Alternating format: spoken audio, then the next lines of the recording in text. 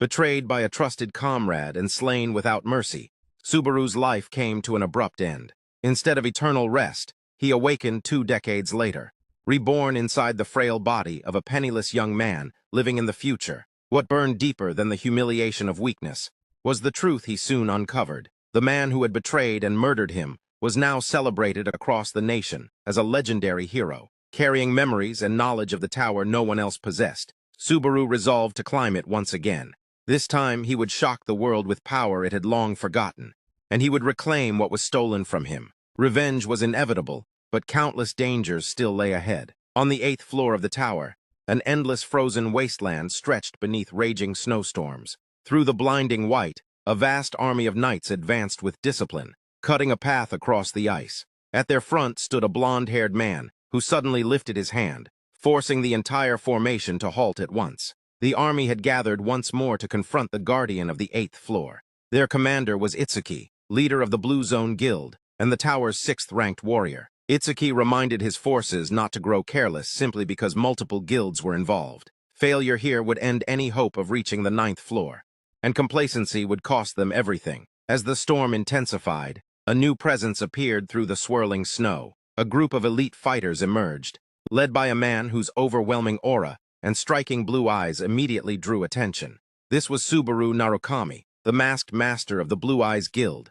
and the tower's top-ranked individual, his face concealed behind a mask adorned with gold. Itsuki greeted Subaru upon his arrival. Although Subaru acknowledged his late appearance, it became clear that he had, in fact, arrived before anyone else. Subaru took note of the Murum Alliance's involvement this time, prompting Itsuki to explain that Subaru would take command of the offensive, while implying that the Alliance's true goal was simply to collect leftover spoils. Subaru paid no attention to the remark, and instead presented Itsuki with a legendary artifact known as Archangel's Pool. The item possessed an extraordinary ability, instantly restoring half of a user's stamina once exhaustion reached its peak. Itsuki was visibly shaken by the gesture. Subaru made it clear through his actions that this raid had to succeed regardless of cost. The artifact was offered as a safeguard, meant to be used only in dire circumstances. Itsuki then suggested that Subaru might return to the Blue Land once the battle ended, and that the item could be given back then.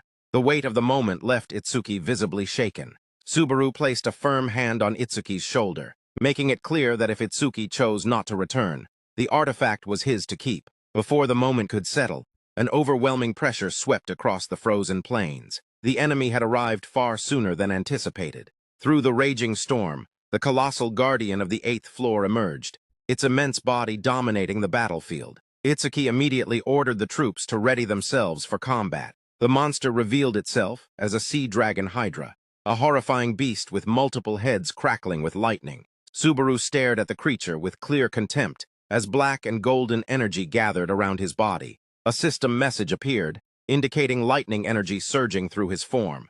As Subaru prepared himself, the Hydra began charging a devastating attack from all its mouths at once.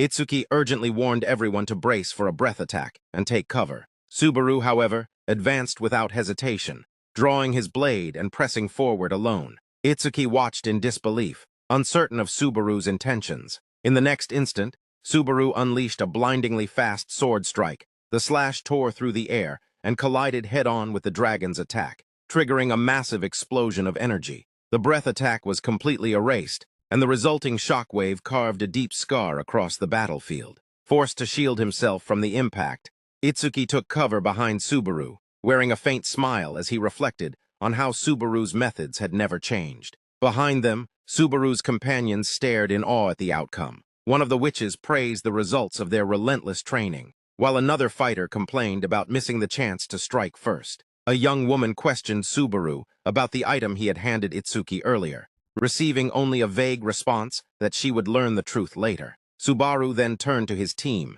confirming their readiness and declaring that the time had come to slay the dragon.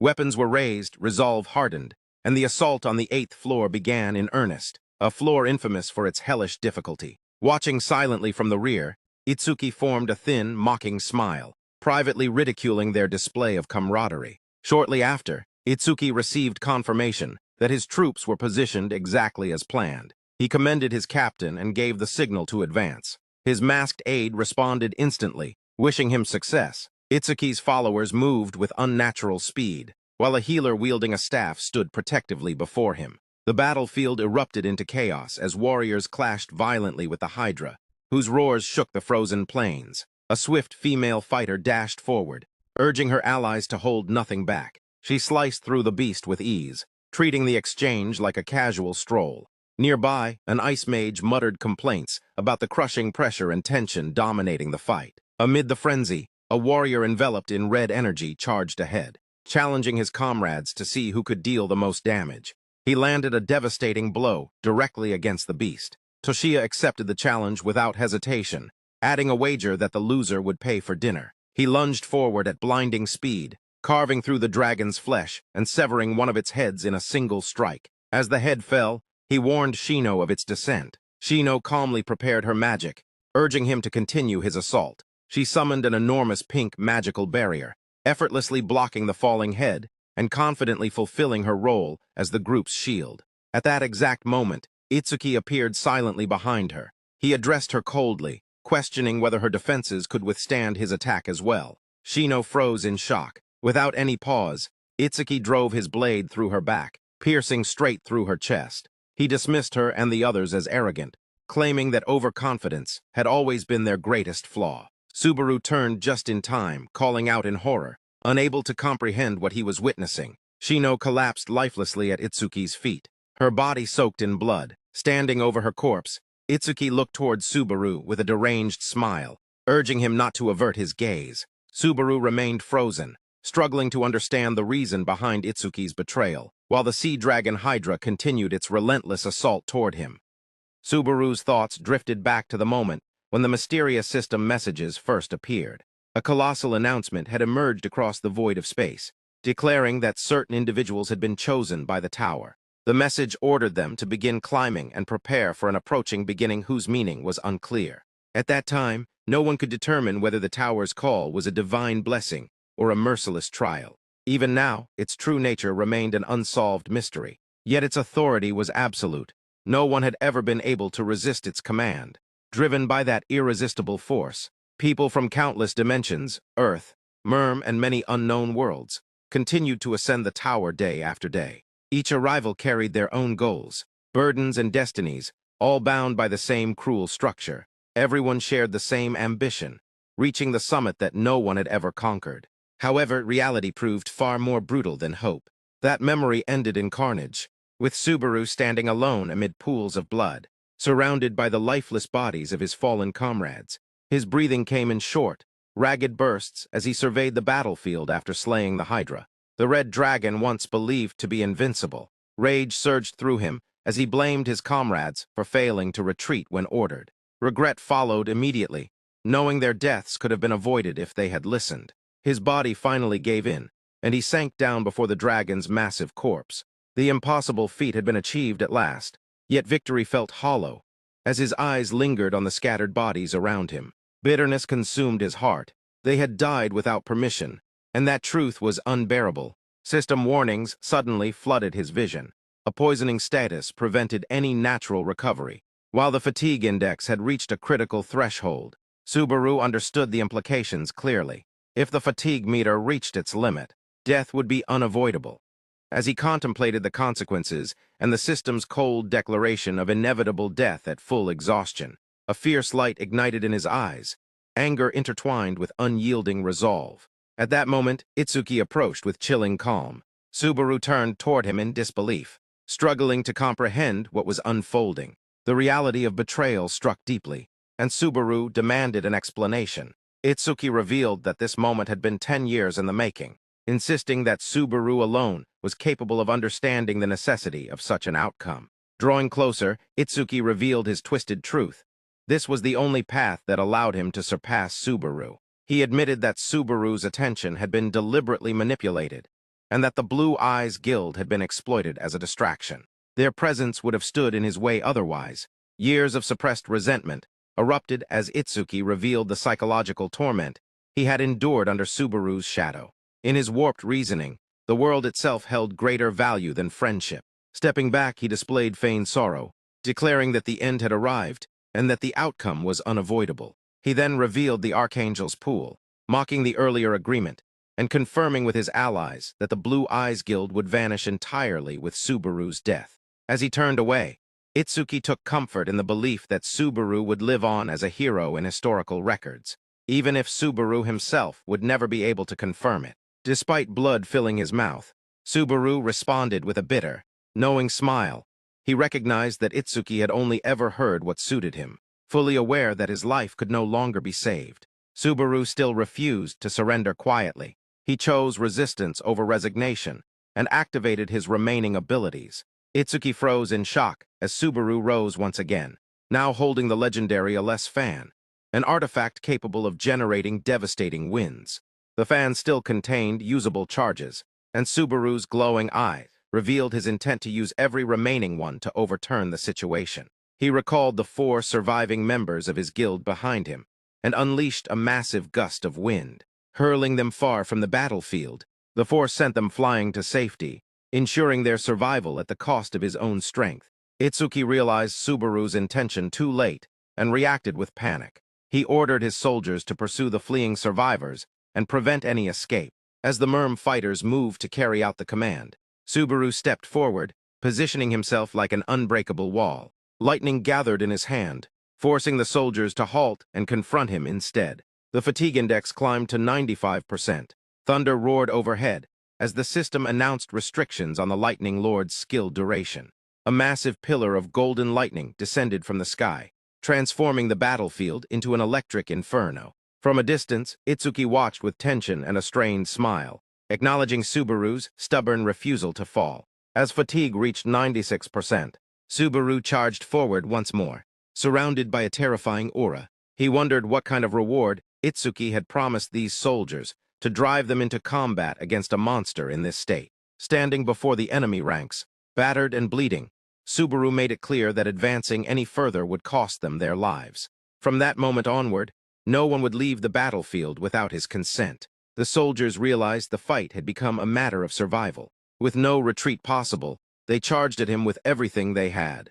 Subaru countered with exceptional skill, blocking incoming blades with his spear despite his failing body. Under normal circumstances, these opponents would not have posed a serious threat, but the looming possibility of Itsuki's interference remained his greatest concern. Still, Subaru felt a measure of relief knowing his comrades had escaped far enough. The fatigue index reached 97%. Time was running out. Subaru could not afford to prolong the battle. At 98%, pain crushed his body as he continued fighting relentlessly. Then a powerful strike staggered him, opening an opportunity for the soldiers to swarm. Blades descended from every direction, and blood sprayed across the battlefield. Convinced they had achieved the impossible, the soldiers erupted in celebration, believing Subaru Narukami had finally fallen. Their triumph was short-lived. Golden light flared in Subaru's eyes as his presence surged once more. Lightning erupted violently from his body, electrocuting the surrounding soldiers and hurling them away like lifeless dolls. Bodies crashed to the ground as Subaru collapsed to his knees. Completely exhausted, the remaining soldiers fled in terror, whispering that he was a monster who refused to die. From afar, Itsuki observed the scene with a cold smile, mocking the notion that Subaru's era would end so easily. At that moment, the fatigue index reached 99%. A red system warning appeared, declaring death inevitable upon reaching full exhaustion. Subaru gathered the last remnants of his strength and focused on Itsuki. More than anyone, Itsuki should have known how this would end. With a final surge of resolve, Subaru hurled his last spear. Wrapped in raging lightning, it tore through the air at supernatural speed. Itsuki clutched the Archangel's pool, confident in his survival, until the spear struck the jewel directly and shattered it. His final safeguard was destroyed. As Subaru's consciousness faded, clarity filled his mind. Even without witnessing Itsuki's death, the final strike had landed true. In the darkness that followed, Subaru wondered about his fate, questioning whether he would remain trapped in endless void. Then sensation returned. A foul stench assaulted his senses, accompanied by strange noises. Opening his eyes, Subaru found himself inside a metal trash bin in a filthy alley. Confusion overwhelmed him as a blue status screen appeared before his eyes, displaying an unfamiliar name, Subaru Haas, Level 1. Shock rooted him in place. Fragments of memory surfaced. Young men mocked him for being an earthling with weak specifications. Looking down on him with disdain, they ridiculed his condition and reminded him to strive to become even half the man the legendary Subaru Narukami had been 20 years ago. A voice echoed in his mind, confirming that Subaru Narukami had died 2 decades earlier. Looking at his reflection, Subaru realized the horrifying truth. This body was not his own. Denial and disbelief consumed him as he wondered if he was trapped in a nightmare. Panic took hold, and he leapt out of the garbage container, collapsing onto the ground, nearby. A tablet device caught his attention. Recognizing it as a player kit, he activated it to understand the world around him. His first search was for the Blue Eyes Guild. The results spoke of Blue Zone as its successor, highlighting its current weakness despite claiming to inherit Subaru Narukami's will. As he scrolled through the news, his gaze stopped on a statement by Guildmaster Itsuki, promising victory in an upcoming tournament. Subaru dismissed the claim instantly, until he saw the attached photo. Itsuki had aged and now wore an eye patch. The realization struck hard. The traitor had survived.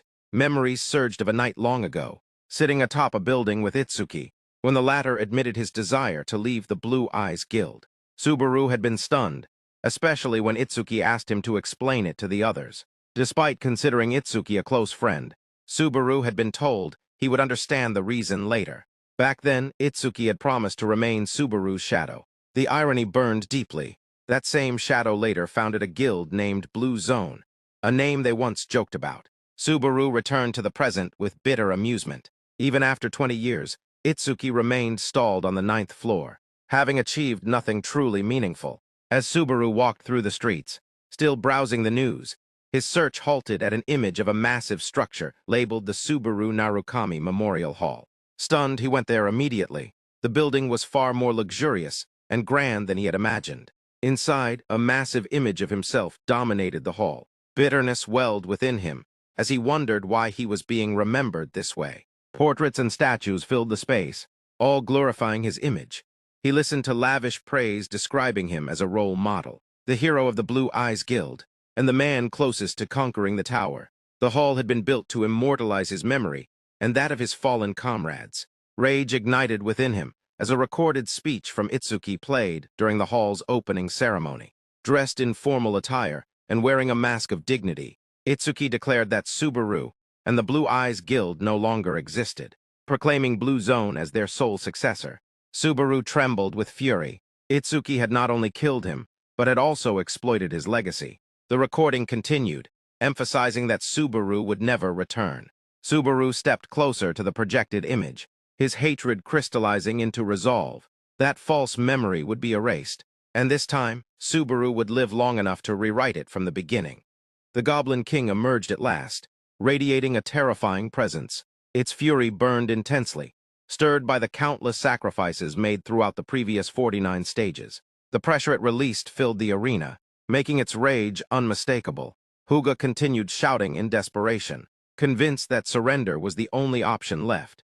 To him, challenging the Goblin King at this stage was nothing but madness. No matter how refined a player's technique might be, the overwhelming difference in raw physical attributes between a human and such a monster could not be overcome. Subaru understood this reality perfectly. His current parameters were insufficient to deal meaningful damage to the monster's hardened body through conventional means. Even so, retreat never crossed his mind. Instead, he loosened his grip, allowing his sword to fall freely to the ground. Huga was driven nearly insane by the sight. Watching Subaru discard his only weapon made it seem as though the young man had completely lost his sanity. At that moment, the Goblin King lunged forward with crushing force, intent on ending the battle in a single blow. Yet Subaru had noticed something unusual in the arena long before this confrontation began. He had been waiting for the perfect moment to exploit it. The Goblin King suddenly halted mid-motion. Its charge interrupted as a sharp pain surged through its leg. A thin needle had pierced deep into its flesh. Subaru was now kneeling on the ground, his hand filled with slender, razor-sharp needles. His expression carried calm confidence, almost mocking as he prepared for what came next. He had no intention of overpowering the monster directly. Instead, he committed to a calculated gamble, one that relied on precision rather than brute force. A faint blue glow radiated from Subaru's gaze as he began his assault. The needles shot forward at lightning speed, each throw perfectly controlled. They struck the Goblin King's eyes and face with flawless accuracy. A thunderous scream of pain erupted from the monster, as its vision was stolen in an instant. Blinded and enraged, the Goblin King lashed out wildly. Its massive axe slammed into the ground again and again, shattering stone with every missed strike. Subaru moved effortlessly through the chaos, weaving between attacks with graceful precision, never once allowing himself to be touched. He landed lightly and observed his opponent with focused calm. His mind revisited old lessons, memories of training centered around rotational force and its role in throwing power. He recalled being corrected for poor technique and being taught that any object, no matter how small, could become a deadly weapon if its center of gravity was properly understood. Applying those teachings flawlessly, Subaru struck again and again. Each needle found a vital point, embedding itself exactly where it would cause the greatest damage. The accuracy was absolute, as though every strike landed at the exact center of an invisible target. The Goblin King staggered violently. Blood poured from its neck, its massive body riddled with needles. Subaru stood firm, composed, and confident. The principles guiding his actions were clear in his mind. Power increased with rotational force, and precision vanished the moment hesitation appeared. He acknowledged silently that these techniques were not his alone. Without the training he had once received, executing them at this level would have been impossible. Huga watched the scene unfold in stunned disbelief. Only now did he realize that the goblin corpses and the poison needles scattered across the arena had never disappeared because the test had not officially ended. Subaru had noticed this overlooked mechanic and used it deliberately, what Huga had always considered an unchangeable rule. Subaru had turned into an advantage. It became clear that Subaru had never relied solely on swordsmanship. He had collected weapons from the battlefield itself, targeting weak points, with throwing techniques that demanded both insight and mastery. Sweat streamed down Huga's face as he struggled to find words adequate to describe what he was witnessing. Calling Subaru a genius no longer felt sufficient. As the Goblin King drew its final breath, its enormous body collapsed with a thunderous crash, signaling the end of the battle.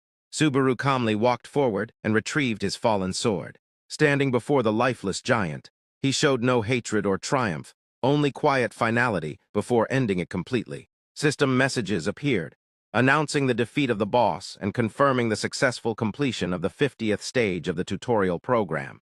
A feat never achieved before. Subaru wiped the sweat from his brow, inwardly criticizing the cruelty of placing such a monster within what was supposedly a training phase. New notifications followed immediately. His level increased, credits were awarded, and achievement points accumulated rapidly. Most importantly, the tutorial shop unlocked, accessible only at this stage. Subaru was momentarily stunned by the number displayed before him. He possessed 2,425 achievement points, a sum he had never seen before. Even in his previous life, as he browsed the shop, he noticed that most ordinary tools cost between 5 and 200 points, leaving him with a vast surplus. One item, however, seized his attention: an unknown demonic sword, classified as rare and priced at 1,000 points. Forged by a failed magic blacksmith, it increased cutting power at the cost of consuming the user's health and soul. The weapon was tempting, but Subaru quickly remembered that his lightning ability already drained his vitality, making the sword an extremely dangerous option. His attention shifted to another item, the Holy Sword Miranda. Priced at 1,400 points, it reduced fatigue and extended combat endurance. Subaru weighed the choices carefully. What he needed most was survival, not raw destruction, yet neither option felt completely right. As he scrolled further, he realized the list extended beyond what he initially thought. At the very bottom, he discovered an F-rank skill named Wedge of Greed, priced at 1,400 points. Its effect was simple yet absurdly powerful, suppressing the side effects of skills and equipment used by the user. Shock washed over Subaru. He had never encountered a skill like this before. Almost instantly, he understood its potential. It could negate the drawbacks of the demonic sword, and possibly even reduce the negative effects of his own lightning ability. Without hesitation, Subaru made his decision.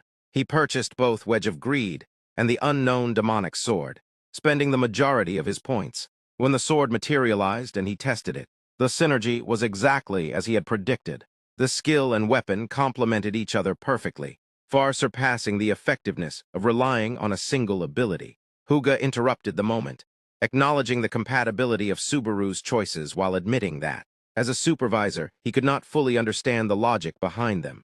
He questioned the value of selecting such a seemingly useless skill. Subaru responded with visible boredom, behaving as though explaining every detail was beneath him. Huga bristled at the attitude. Subaru immediately shifted his demeanor, feigning fear and offering an exaggerated apology. Huga calmed down slightly, attributing the behavior to exhaustion from the exam and deciding to overlook it just this once. As Subaru looked at the supervisor more closely, memories surfaced. The arrogant child from the past had grown into the man standing before him. He recalled a time when a young Huga had approached one of Subaru's companions, declaring admiration and asking for an autograph. Subaru, lacking a formal signature, had written only his name instead. Huga had then launched into a lecture about declining morals in the younger generation, while Subaru had quietly reflected on how times and hairlines inevitably changed. The memory ended as Huga erupted in anger in the present, accusing Subaru of relying on shallow knowledge gathered from the internet. Subaru refused to answer further, citing exam confidentiality, and turned to leave. Huga shouted threats after him, vowing to personally teach him manners. Attempting to recover the situation, Huga offered Subaru a chance to join the Chivalry Guild. The rejection came instantly and without hesitation. The supervisor was left stunned by such a direct refusal. A system window appeared, asking Subaru whether he wished to proceed to the second floor. Huga tried desperately to stop him, calling out as he chased after him, but Subaru ignored everything and vanished from sight, leaving the old supervisor behind in utter confusion. Huga stood alone in the arena, overwhelmed by disappointment and frustration at the young man's behavior. Meanwhile, Subaru arrived on the second floor. His feet touched the land of the City of Beginnings. The area buzzed with life. Vendors shouted their wares, offering strange goods such as deep-sea rags from Runeterra and exotic dried meats. Subaru moved through the crowd, observing items ranging from merm silk to earth leather jackets. As the noise and movement surrounded him, the reality of his return fully settled in. This was a rare opportunity, one that few ever received, a true second chance. Having lived through this path once before, Subaru resolved to handle everything differently this time. His thoughts drifted to his former comrades, memories of quiet nights spent around a fire. The weight of their brutal end hardened his resolve. Revenge was no longer a vague desire. It was a promise he intended to fulfill. With purpose in his stride, Subaru headed toward the training building. Upon arrival, he requested a private room, preparing to test his newly acquired skills and equipment. The old employee glanced at Subaru with clear boredom and casually asked which floor he had come from. Subaru answered briefly, stating that he had just arrived from below. The training building was a place people visited frequently, so the employee showed little interest. With a lazy gesture, he pointed down the corridor toward the first room, explaining through his tone that it was the most suitable option. That room only contained a straw dummy, appropriate for someone at Subaru's level. However, Subaru surprised him by requesting access to the fifth room instead. The employee stared at him in disbelief, momentarily wondering if he had misheard. He tried to dissuade Subaru honestly, explaining that booking such a room would only waste money and suggesting again that the first room was more appropriate. Subaru calmly thanked him for the concern and firmly insisted on reserving the fifth room for 30 minutes.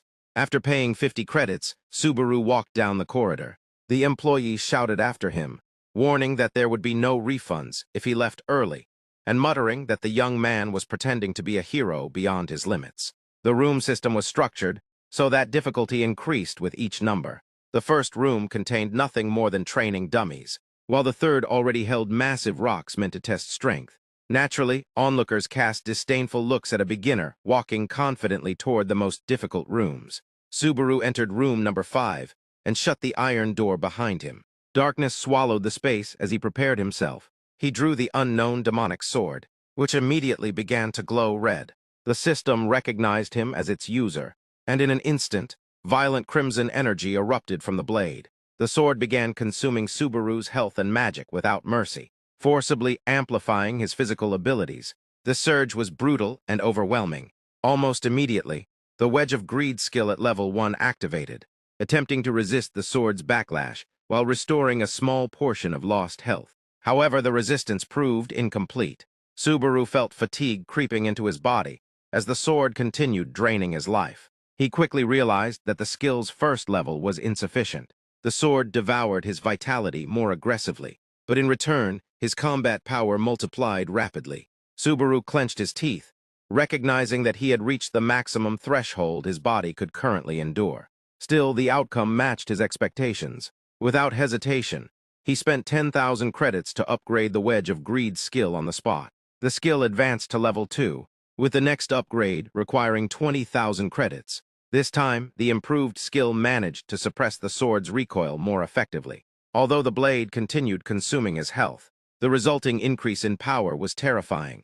Subaru understood immediately that the experiment had succeeded. Raising the glowing sword high, he leapt forward, ready to test its destructive capabilities. Outside the room, the employee struggled to stay awake in his quiet office. Suddenly, the door to room number 5 burst open, and Subaru stepped out. The employee froze, his body trembling as doubt filled his mind. He wondered whether he was dreaming or hallucinating. Subaru had only been inside for 10 minutes. Approaching the room cautiously, the employee knocked and then opened the door slowly. The sight before him robbed him of speech. The room was utterly destroyed. The walls were fractured, the floor was ruined, and the massive rock meant for training had been sliced cleanly in half with horrifying precision. He could only stare in stunned silence, unable to comprehend what had happened inside. Elsewhere, Subaru awoke in his hotel room, stretching as stiffness lingered in his body. He made his way to the lobby and sat down with a cup of coffee, reflecting on his experiment with the cursed sword. If the weapon had been ordinary, the outcome would have been disastrous. Instead, the physical burden had been reduced significantly, and he had successfully extracted its power. He reviewed his status window. At level 10, his physical attributes were still modest. Under normal circumstances, he would not have been able to even lift such a weapon, let alone wield it. The synergy between the Wedge of Greed skill and the demonic sword had been flawless, confirming that his strategy was sound. With quiet confidence, Subaru considered the potential of combining this setup with his lightning element. However, reality quickly dampened his optimism when he checked his remaining balance. Barely 50 credits remained, while upgrading the skill further required 20,000. A bitter realization followed.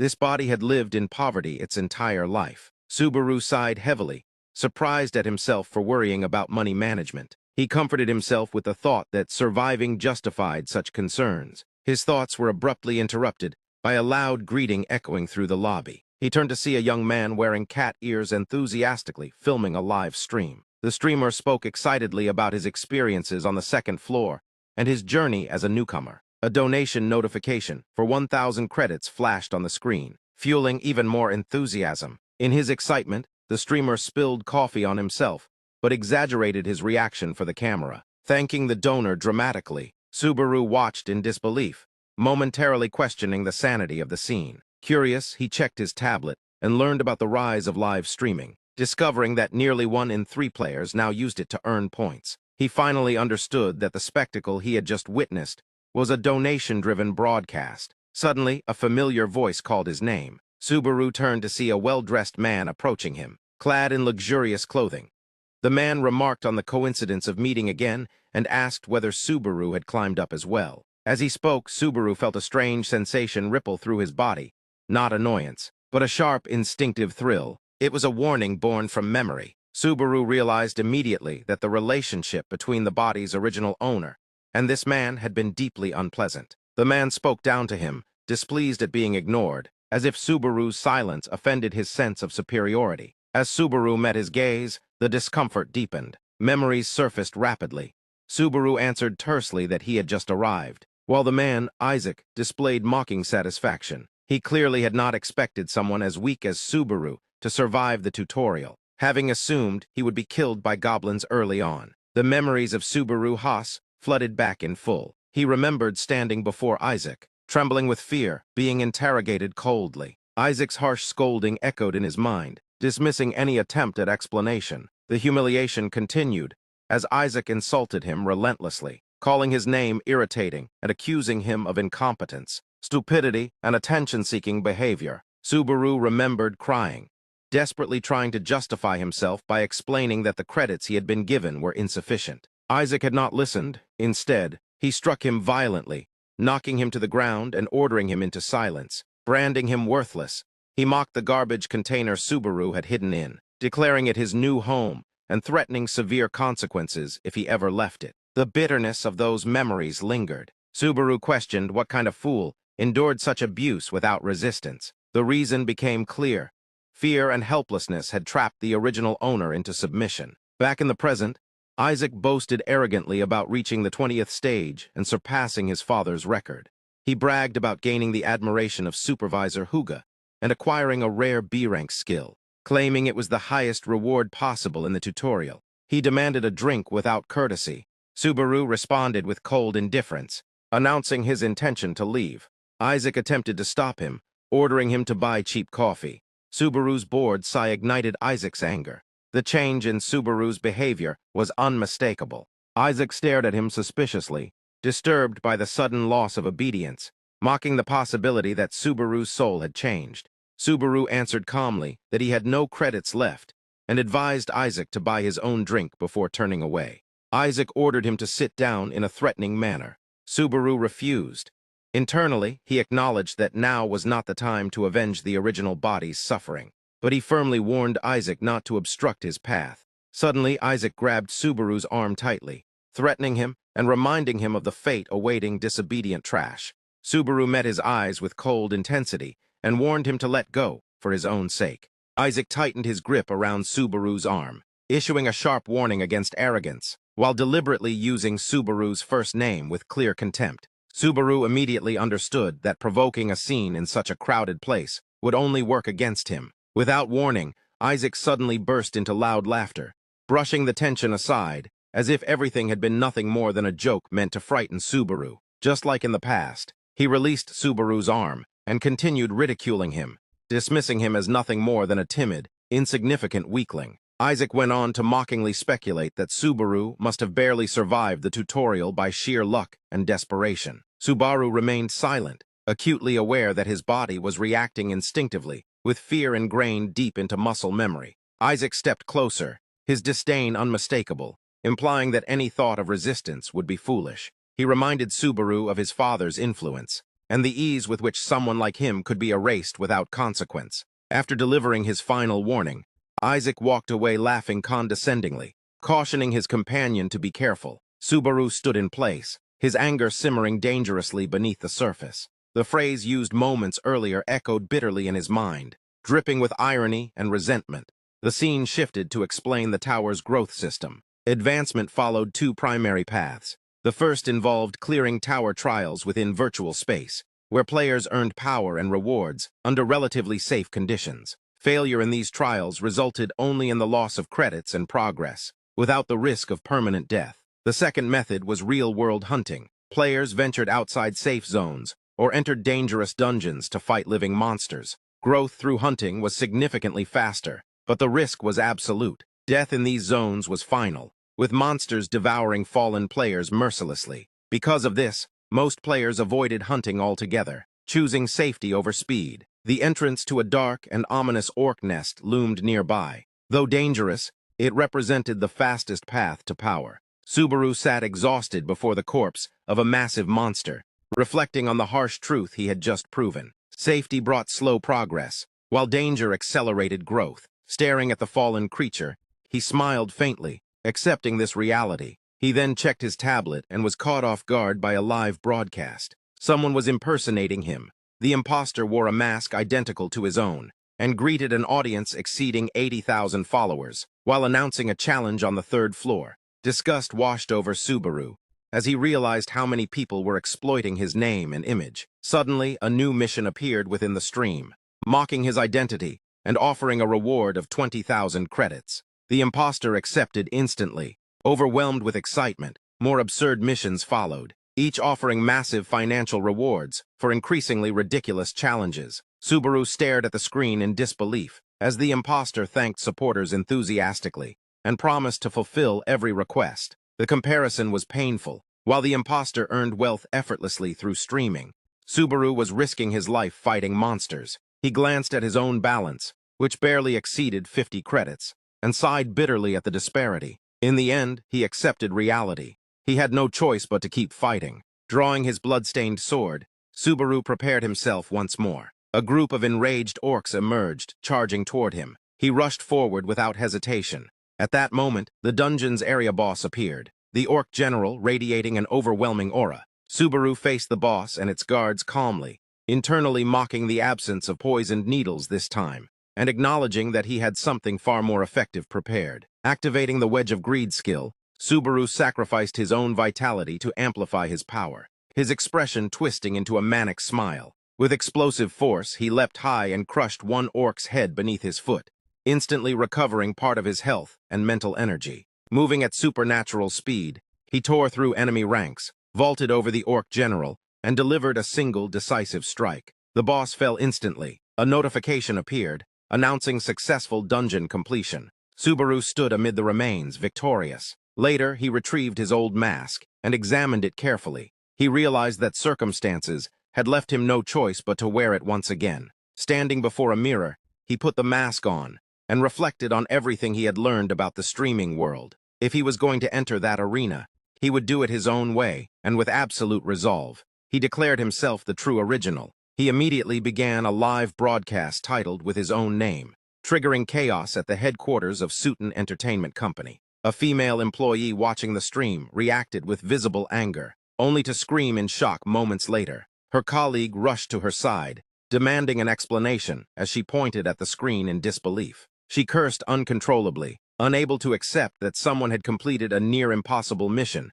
that only 5 people had ever succeeded in. Her colleague tried to calm her down, reminding her of the self-censorship system that penalized foul language, and asked about the streamer's identity. The employee, Hatutsuka, grumbled about the countless imposters disguising themselves, prompting her colleague to question whether the streaming industry had truly declined. She reminded him sharply that this field was their livelihood, and that even players risking their lives in the tower often found it dull. Still shaken, she revealed the streamer's name, leaving her colleague unsure whether this was merely another imposter or something new. She explained that with the original Subaru missing, the strongest imitation was the closest thing to the real deal. In the broadcasting office, her colleague questioned why she had abandoned climbing the tower to remain in such a job. She answered simply that boredom had driven her choice. Emotions flared as she reminded him that he too had given up. If she had the time, she would rather search for genuine talent than tolerate this chaos. Her colleague admitted calmly that he had withdrawn due to lack of skill. Hatutsuka countered that his true motivation had been admiration for Subaru Narukami, and that losing enthusiasm after his idol vanished was inevitable. Suddenly, she screamed again and pointed at the screen. Her colleague rushed over, expecting yet another oddity, only to see a new live stream from the second floor, featuring someone wearing Subaru's outfit. He criticized her for watching a stream with 0 viewers, calling it beneath a talent scout. Hatutsuka, however, stared in awe. Whenever she saw that mask, she felt an uncontrollable sense of hope. Without hesitation, she donated 1,000 credits to the stream, causing her colleague to collapse dramatically and beg for forgiveness. Meanwhile, Subaru continued walking through the starter dungeon on the second floor. He noted that while the difficulty was manageable, the tension was suffocating. Despite being alone, he sensed an eerie pressure, as if unseen eyes were watching him. Viewer comments began to appear, asking about his progress. Subaru acknowledged that this was his first challenge. Another viewer warned him about the dangers of streaming as a beginner and navigating unknown paths. Subaru proceeded carefully. Suddenly, a one-eyed bat lunged from the shadows. Subaru reacted instantly, countering and eliminating it with a single strike. A notification confirmed the monster's defeat and awarded an achievement point. Subaru addressed the viewers with icy calm, questioning whether there was any issue.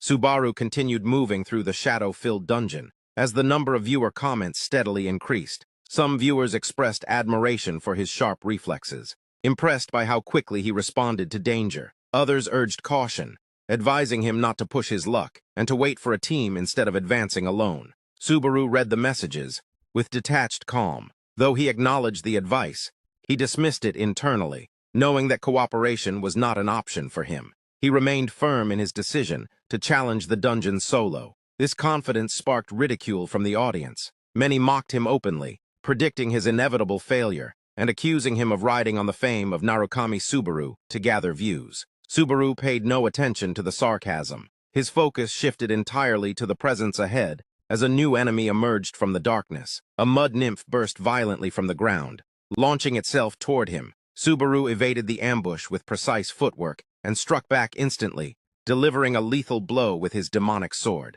A notification appeared confirming the monster's defeat and awarding 2 points. Subaru took this as an opportunity to push himself further, deciding to see how far his limits could be tested. Viewers reacted with confusion and amazement, struggling to process what they had just witnessed. Moments later, shrill cries echoed throughout the dungeon. A group of bats and mud nymphs poured in from multiple directions. Subaru surged forward like a raging storm, his sword glowing crimson as it carved through the monsters in rapid succession.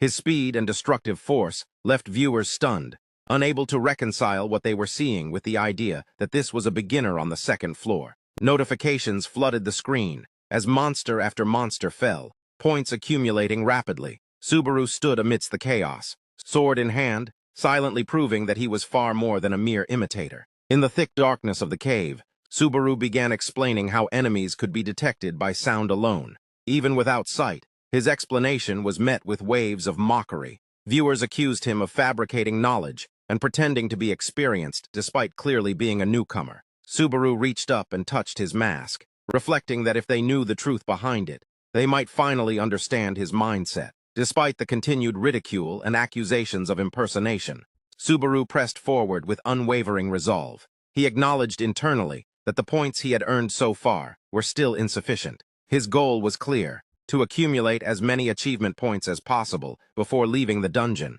Viewers continued watching with skepticism. Some sarcastically remarked that a real man would charge ahead without commentary, while others questioned whether Subaru had conducted any research before entering such a dangerous area. Suddenly, Subaru stopped moving. He lifted his head slowly, revealing the horrifying reality above him. The entire cave ceiling was densely packed with one-eyed bats. In unison, countless glowing red eyes opened, flooding the cavern with an oppressive presence. Anticipation surged among the viewers, many convinced that Subaru had reached the end of his run and was about to be forced into another retry. At that moment, a new mission notification appeared from a viewer offering a mere 100 credits in exchange for eliminating every bat in the cave. Most viewers immediately labeled the request as a cruel joke or a malicious trap. Contrary to expectations, Subaru accepted the challenge calmly, acknowledging the reward without hesitation. The scene shifted to the broadcasting company.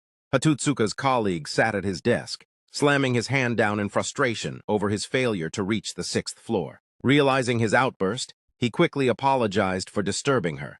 Hatotsuka, however, remained fixated on her device, her expression unusually tense. She noticed something abnormal on the screen, prompting her colleague to ask what had caught her attention. When she muttered that something was wrong, he immediately panicked, misunderstanding her reaction and attempting to justify himself, claiming the amount involved wasn't significant and promising not to gamble again.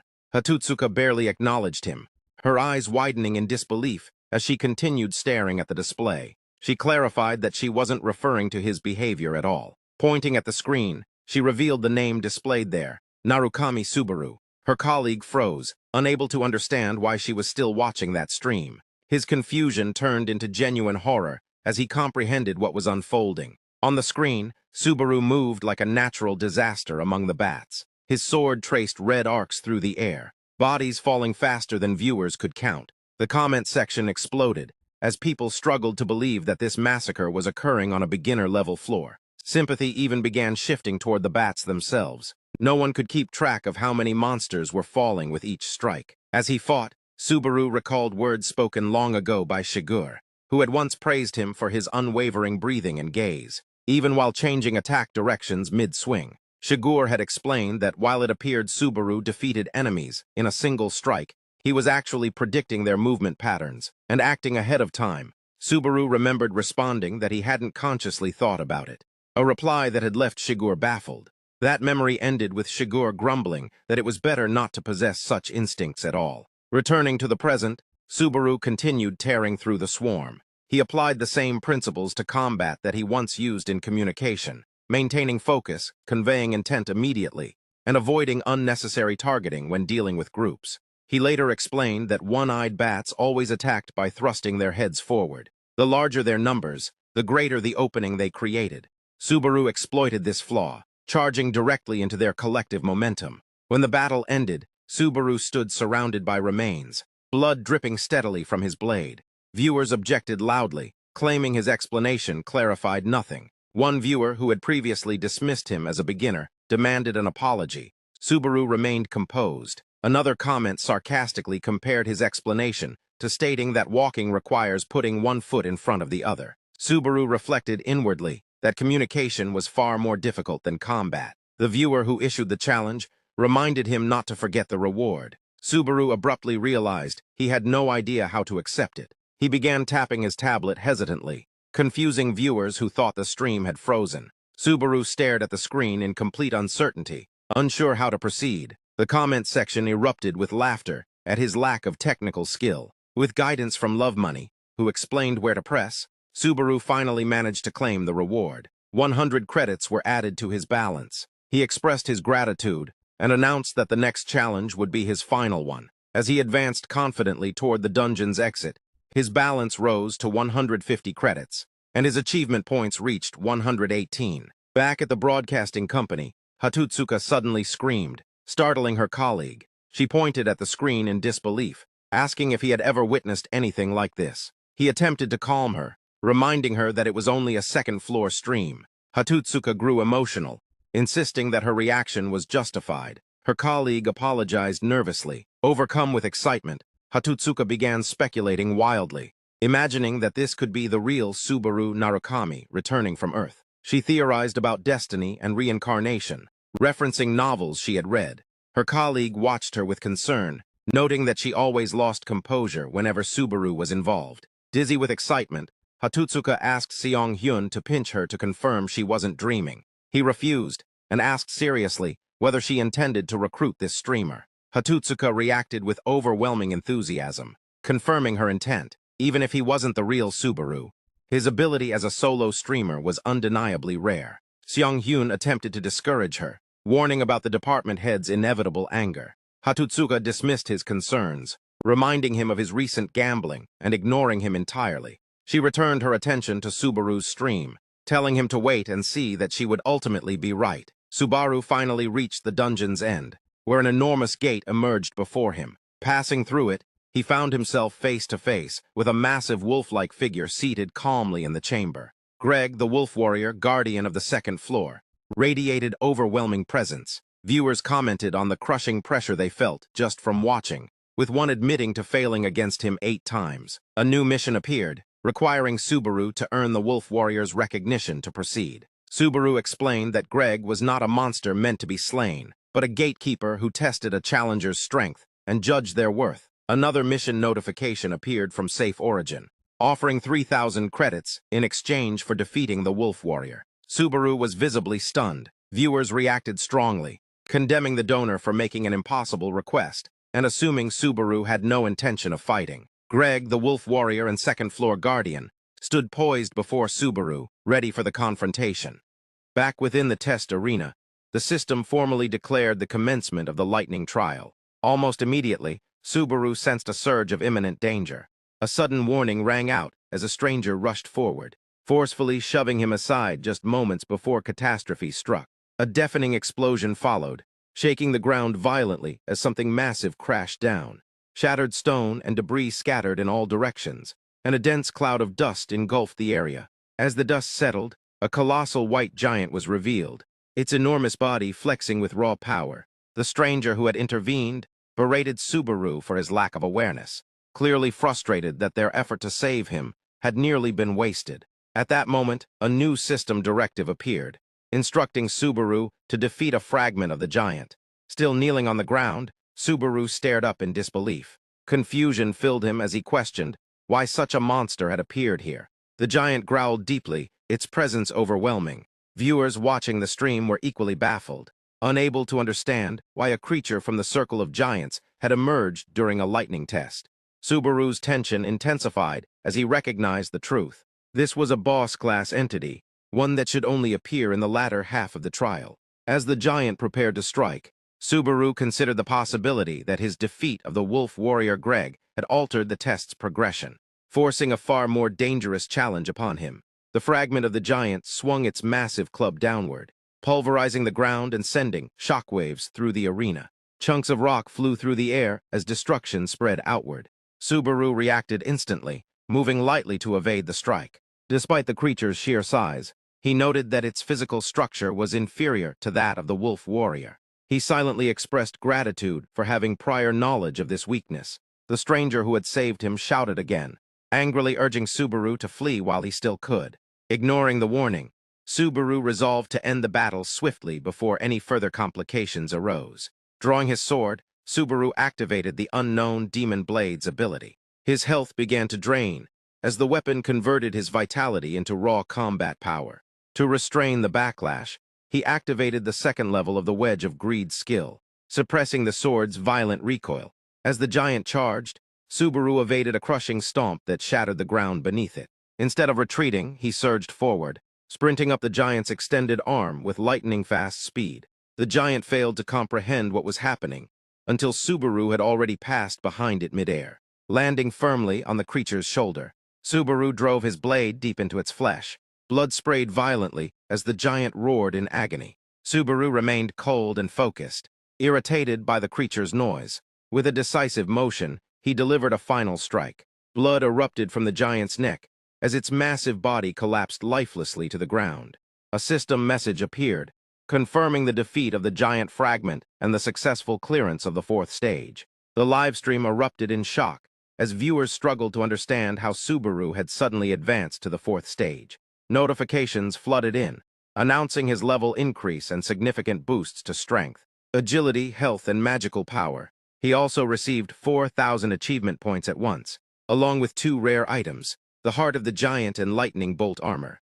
Comments exploded with disbelief, marveling at both the extraordinary rewards and the unprecedented feat of clearing stages 1 through 4 consecutively after defeating the wolf warrior. The stranger who had saved Subaru earlier returned, panting heavily. Identified by viewers as Falcon, he appeared shaken, staring at Subaru in disbelief. Subaru responded calmly, maintaining a heroic posture and implying that the truth was obvious at a glance. Though his response was vague, it only intensified the curiosity and mockery of viewers. The scene transitioned to a quiet village, where Subaru entered an inn and sat down on a bed to rest. Stream viewers immediately demanded to see the items he had acquired. Subaru agreed, sharing their curiosity. He first revealed the Heart of the Giant, a rare ring that increased health and improved recovery. He openly admired its effectiveness. Next, he displayed the Lightning Bolt armor, a rare defensive item that increased defense, carried lightning attributes, and possessed an active skill that nullified negative status effects once per day. When Subaru equipped it, his appearance became strikingly majestic. Moments later, new missions appeared from multiple viewers, beginning with Narukami Koa, who offered 5,000 credits in exchange for witnessing Subaru learn a lightning skill. Similar offers followed from others, including I Am Bald, Mission Villain, and Safe Origin.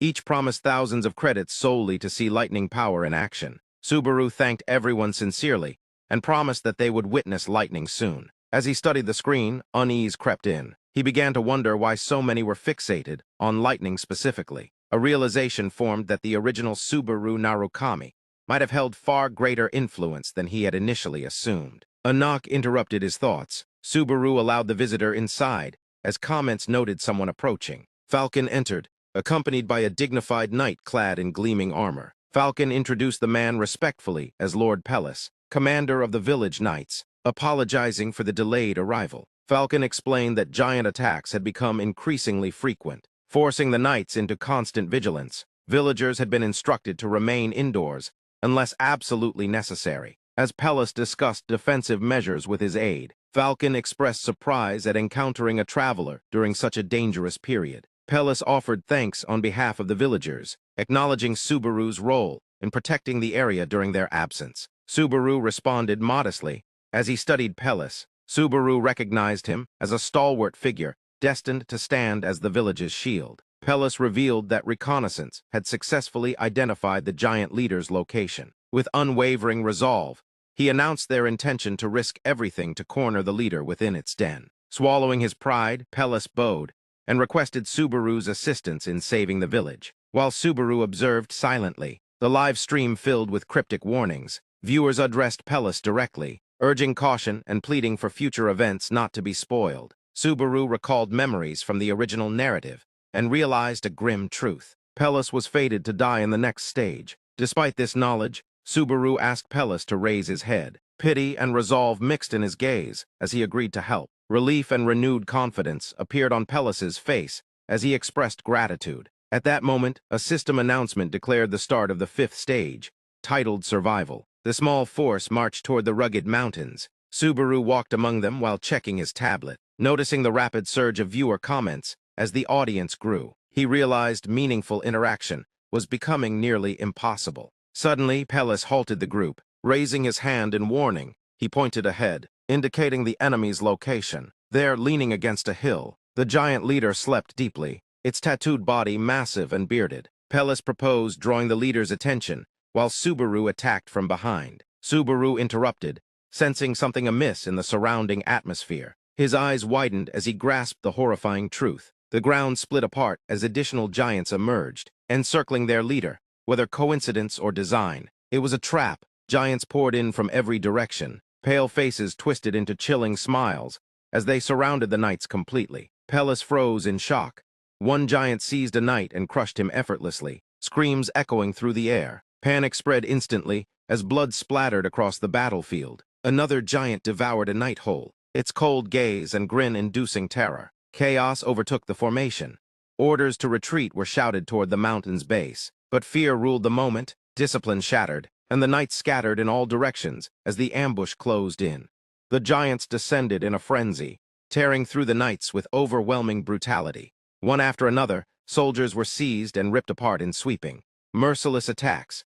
A knight was slammed to the ground in the grip of a giant as his younger brother screamed in horror. Begging him to stop, fellow soldiers restrained the boy desperately, trying to keep him from charging into certain death. His cries echoed across the battlefield as his older brother was crushed beneath the giant's feet, reducing the field into a living nightmare of blood, shattered bodies, and severed limbs. Amid the chaos, Commander Pellis roared orders at the top of his lungs, commanding an immediate retreat. He stressed that this was a direct military order, not a plea nor a suggestion.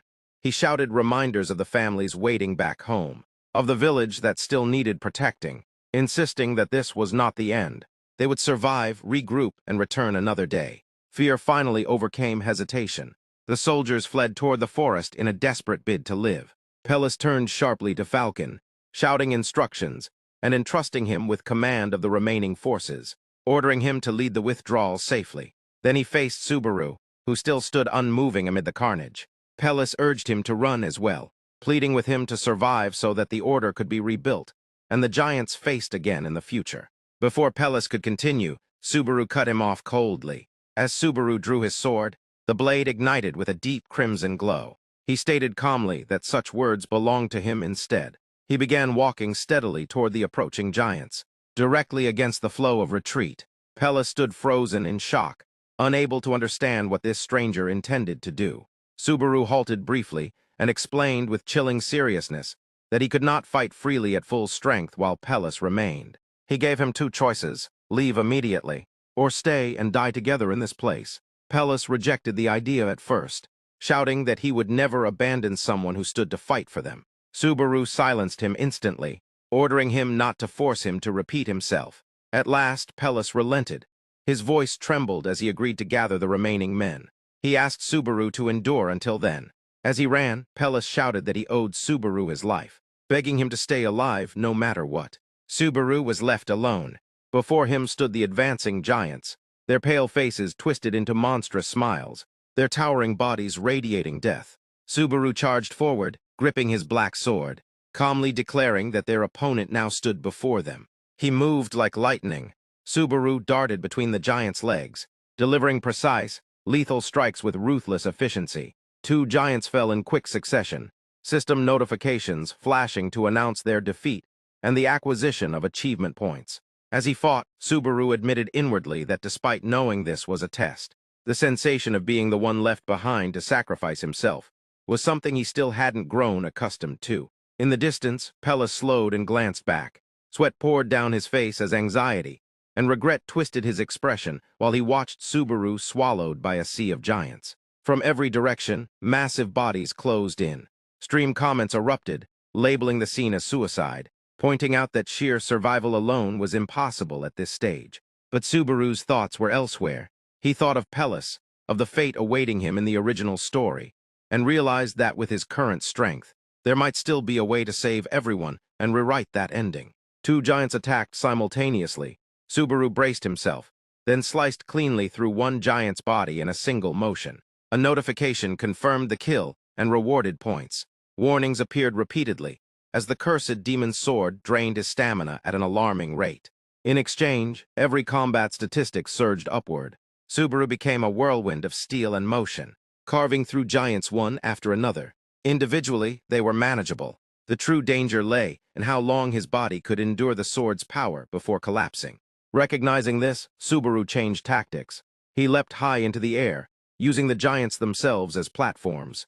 Bounding from body to body, he descended upon them from above, beheading them with terrifying precision. He pierced through their formation at extreme speed, leaving fallen giants behind him. One crushing kick shattered a giant's skull outright. Viewers flooded the stream with astonished comments, recognizing this aerial combat style as Narukami Subaru's specialty. Throughout the battle, the level 2 Wedge of Greed skill worked relentlessly to suppress the sword's backlash. Subaru felt his health and mental strength partially recover, acknowledging internally that powerful equipment truly made a difference. Yet the giants were endless. Subaru identified his true objective. He had to defeat the boss quickly, before his body reached its absolute limit. Then the giant leader appeared. The boss emerged with a terrifying grin, savage light blazing in its eyes as it swung its massive weapon, intent on crushing everything in its path. Compared to its immense size, Subaru looked insignificantly small, yet he charged forward without hesitation. In that critical moment, Subaru understood one absolute truth. If he failed to end this fight with a single decisive blow, he would be the one to die. He gathered every remaining ounce of strength and rushed toward the boss. Activating the lightning bolt armor's special shield skill, thunder roared violently across the battlefield. A massive bolt of golden lightning descended from the sky, slamming into the ground with explosive force and illuminating the darkened heavens. The electrical surge paralyzed the surrounding giants instantly. Seizing the opening, Subaru launched himself from above, crashing down toward the reeling boss. The giant roared in agony and rage, cursing humanity as Subaru drove his cursed sword deep into its neck. He continued the assault mercilessly, even as the blade drained his life force at a terrifying pace. At last, the giant leader collapsed. A system message announced the defeat of the giant seed and the successful clearing of the 5th survival stage, praising the feat as an extraordinary achievement. Further notifications followed rapidly. Subaru's level increased twice. His strength, agility, vitality, and magic points all rose as rewards for the overwhelming victory. The livestream exploded in disbelief. Viewers questioned whether anyone had ever defeated this boss before. The answer was unanimous: no. This stage had never been intended to be cleared through combat, meaning Subaru had shattered its design entirely. Exhausted, Subaru looked down at his battered body. He lamented his current weakness, having hoped to end the fight with a single elegant strike like those in comics. Reality, however, was far harsher. As the clouds cleared, the battlefield atmosphere shifted. The remaining giants clutched their heads in confusion after the death of their leader. Subaru landed heavily on the ground, gasping for breath. He realized the Wedge of Greed had failed to fully negate the cursed sword's consequences. Then came the horrifying truth. Despite clearing the stage, the giants did not disappear. The rules dictated that monsters would remain until the test's full duration ended. Subaru felt danger surge again as the giants regained their senses and slowly turned their gazes back toward him. The loophole he had exploited earlier had now become a fatal trap. His power was completely exhausted. The giants closed in once more, their twisted smiles returning as they prepared to crush him while he stood helpless. Just as one giant raised its arm to deliver the killing blow, a devastating bolt of black and gold lightning tore down from the heavens. The lightning struck Subaru directly. A colossal explosion of energy erupted across the battlefield. The scene shifted far away from the battlefield to a quiet, secluded place deep within a forest. A wooden cabin stood peacefully beneath the sunlight. Outside, a woman sat calmly, enjoying the warmth and fresh air. Shiger stepped out of the cabin and asked why she was sitting outside. She replied softly that the weather was beautiful and the air was clear. adding with a calm smile that savoring moments like this was the only thing they could do now. Shiger followed her gaze toward the distant horizon. His expression grew serious as he agreed, noting that their remaining time was nearly gone. At most, they had only 1 year left. His tone hardened as he concluded that it was finally time to bring everything to an end. He then noticed that Reina was distracted, her attention fixed on her device. He commented that she always behaved this way whenever things became serious. Curious, he asked what had captured her focus. Without hesitation, she turned the screen toward him. Displayed was an image of a masked individual. Reina told him that the person went by the name Narukami Subaru. Shiger's eyes widened instantly, and he shouted the name in shock. Reina cut him off coldly, stating that this was obviously not the Subaru they knew. She explained while showing the livestream that this was merely a streamer using the same name. Currently taking the second-floor test, Shiger stared at the screen in stunned silence as familiar combat movements unfolded before his eyes. Reina spoke firmly, emphasizing that if Subaru had truly survived that past situation, Kazuki would have been erased from the tower long ago. Confused, Shiger asked what she meant. Reina met his gaze with a sad yet sharp expression, insisting that Subaru was dead and that it was time for him to accept that truth.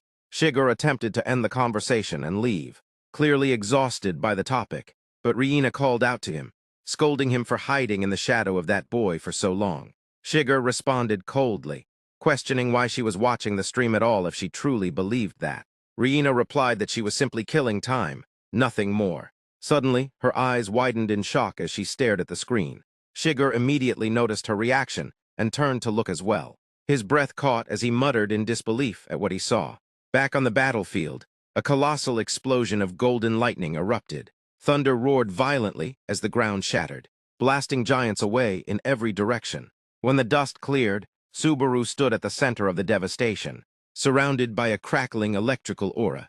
A system notification appeared, announcing his acquisition of the Thunder skill. Subaru stood with glowing red eyes as achievement points poured in, 2,000 in total, along with options to either continue the test or transfer. Followers in the chat erupted in amazement. Subaru stared in disbelief, realizing that this location was never supposed to grant this skill. Comments flooded in, pointing out that defeating the giant boss must have been the hidden condition. Subaru read the details of the rank A+ Thunder skill, noting that it consumed both health and magic. As the remaining giants began regrouping, Subaru silently thanked fate for allowing him to survive. For now, completed quest messages and massive donations flooded in, reaching thousands of credits. Subaru expressed his gratitude to everyone. When his balance surpassed 20,000 credits, he realized he owed them a proper show of appreciation. He prepared to fight again. The remaining giants roared furiously and charged toward him. Subaru decided to show them something special. He spent 20,000 credits instantly to upgrade the Wedge of Greed skill. The system announced that Wedge of Greed had reached level 3, now capable of resisting the violent backlash of thunder. Although he wanted to release the energy through his entire body, Subaru chose caution. He focused all the lightning into his right hand alone. Satisfied with the control, he launched himself forward at lightning speed toward the charging giants. The unknown demon sword began radiating destructive lightning energy. Subaru raised it high, declaring that it was time to let loose, just a little like in the old days. He brought the blade down with overwhelming force. A massive rift of red energy and lightning tore through the battlefield, ripping through the enemy ranks. When the light faded, Subaru stood panting heavily, sweat pouring down his body. He cursed his miscalculation, realizing he should have saved strength for the return journey. Giant corpses lay scattered everywhere. His energy was completely drained. His body swayed, and he drove his sword into the ground to keep himself upright. At that moment, a group of armored knights came running toward him. Commander Pellis spotted Subaru collapsing and screamed in shock, rushing forward while calling him their savior. Subaru's strength finally gave out, and his body fell forward. Through blurred vision, he saw Pellis sprinting toward him with panic etched across his face. Subaru muttered weakly to himself, calling Pellis a fool for really coming back all this way. Just before he lost consciousness, Pellis's hand reached out and caught him, preventing him from hitting the ground. Elsewhere, Hatsuka stared intensely at her phone resting on the table. Behind her, the manager and her colleague Seong-hun watched in silence, confusion thick in the air. The manager asked gravely whether all this trouble was worth it. Seong-hun replied that he didn't understand women's hearts and shouldn't be asked such things. Hatsuka buried her face in her hands, overwhelmed by despair and embarrassment. Her face flushed bright red as she replayed the message she had sent, worrying it sounded too cold and formal. She blamed herself for not adding decorations or cute phrases, fearing it might come across as a dry business message. Seong-hun asked sarcastically if she was in love with the person. Hatsuka exploded in denial, insisting it was strictly business. But she admitted the context was different. Suddenly, she screamed in excitement, revealing her true feelings.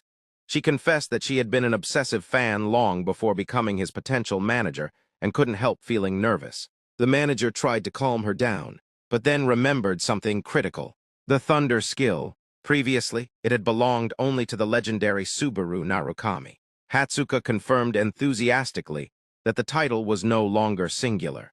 Seong-hun expressed relief, joking that their salaries were safe thanks to this discovery. The manager stroked his chin thoughtfully, acknowledging that it made sense why no one had ever learned the skill before, and concluding that this individual deserved close monitoring.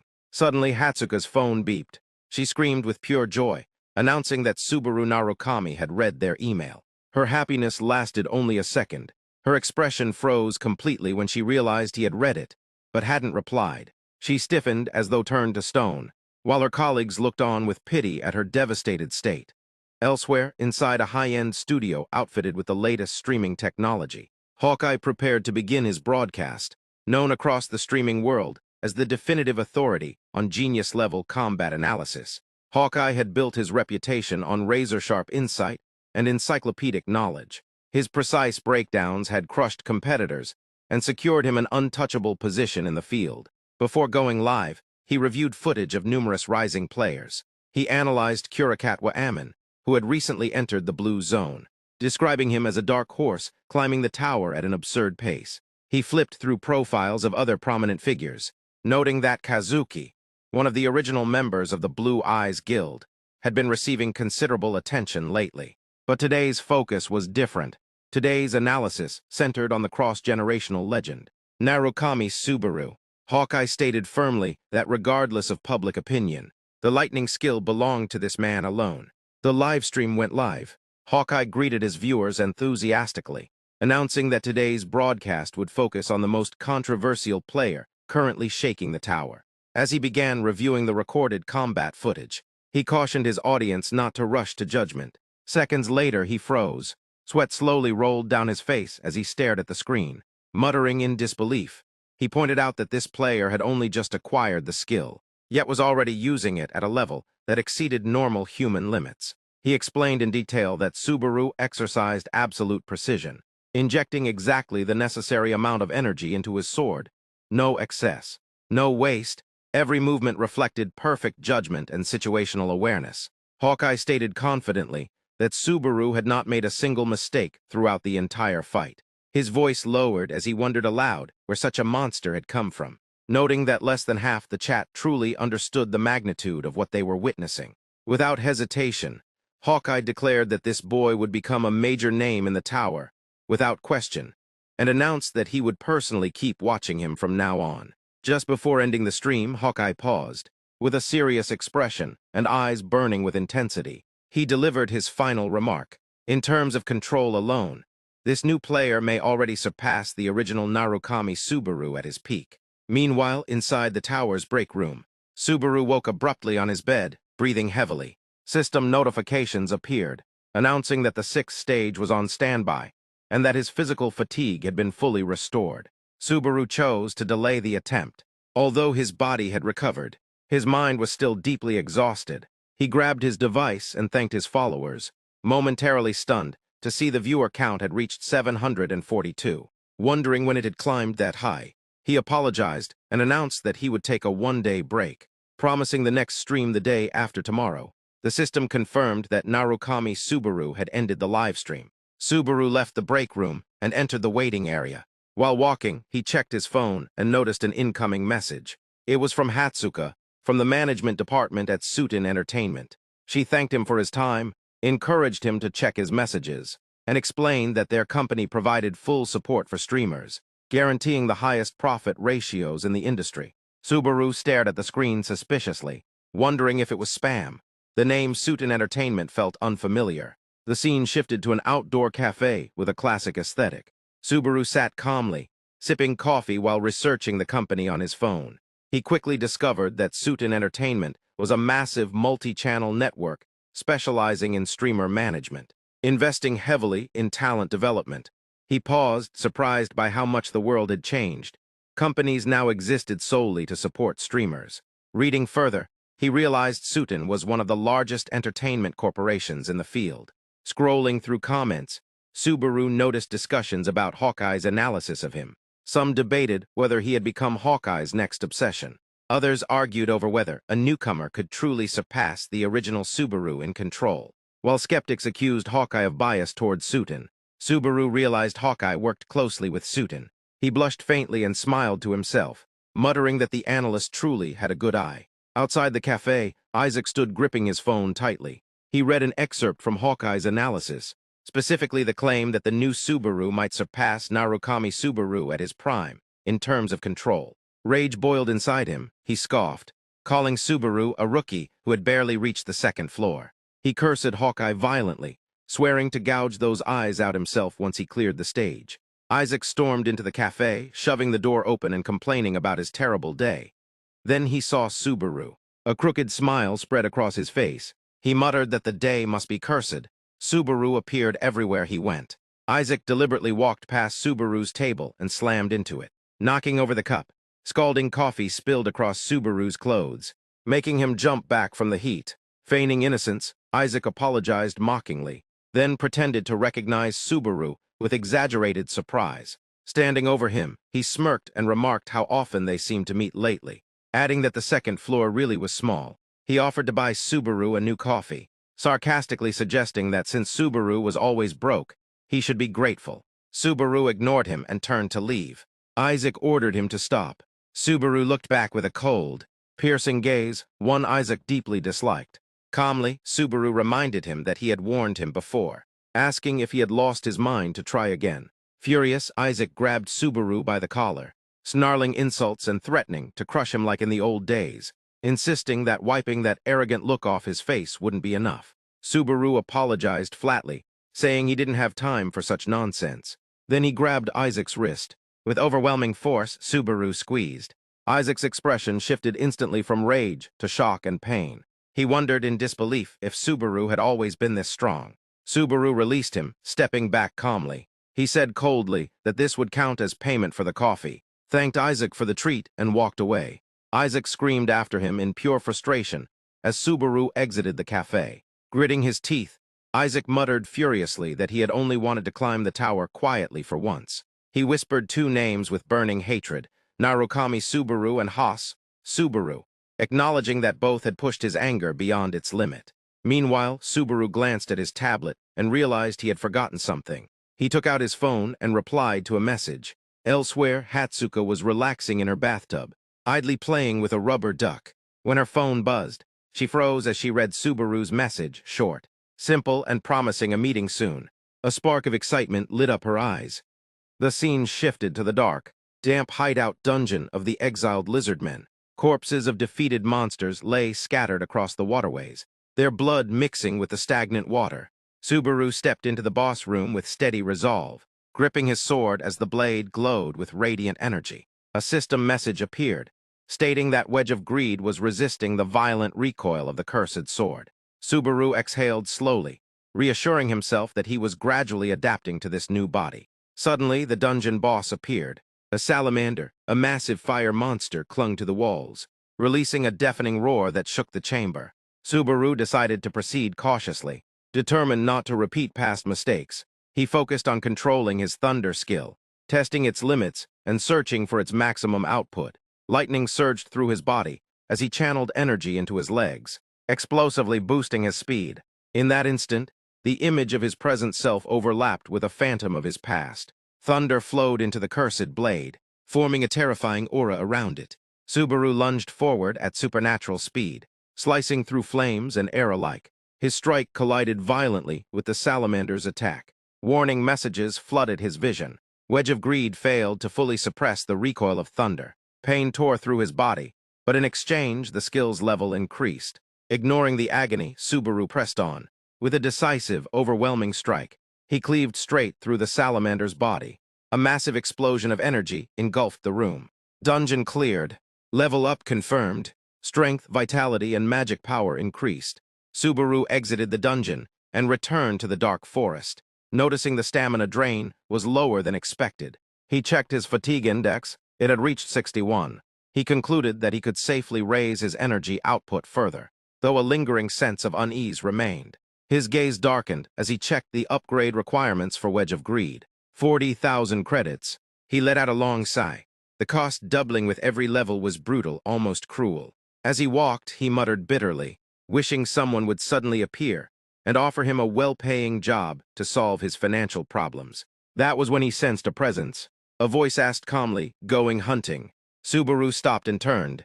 Isaac emerged from between the trees, a malicious smile stretching across his face as he approached with confident steps. He spoke in a sarcastic, unsettling tone, remarking that despite knowing each other for so long, Subaru still managed to surprise him.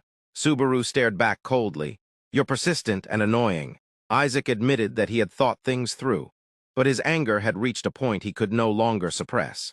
Stepping closer, he suggested they settle everything here and now. Subaru showed no fear. Instead, a faint, sarcastic smile appeared on his face, as though he had expected this, or simply didn't care. Meanwhile, in the city at night, Hawkeye walked alone down the street before entering his favorite cafe.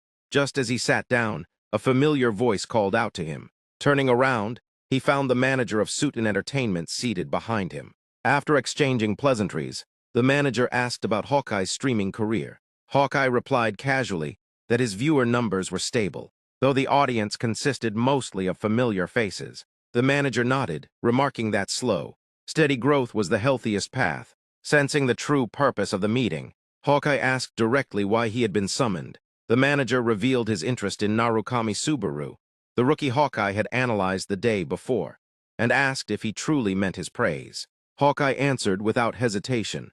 The boy possessed raw talent that surpassed even the original Narukami Subaru in his prime, at least in terms of control. However, whether he could climb the tower and reach those heights was an entirely different matter.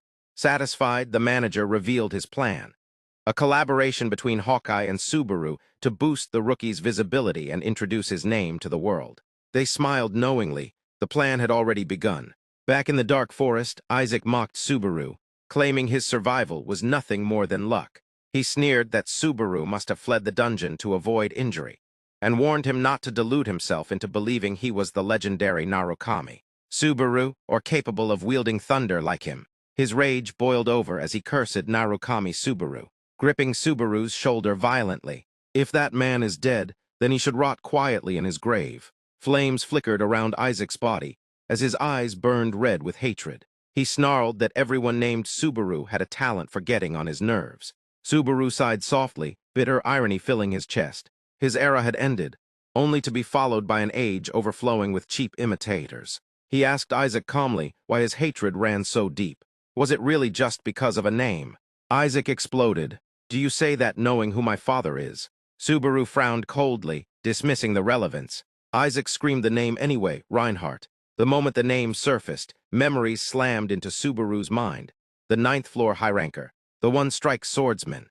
He remembered the shocking news that had shaken the tower. Narukami Subaru defeating Reinhardt in a duel that ended in a single blow.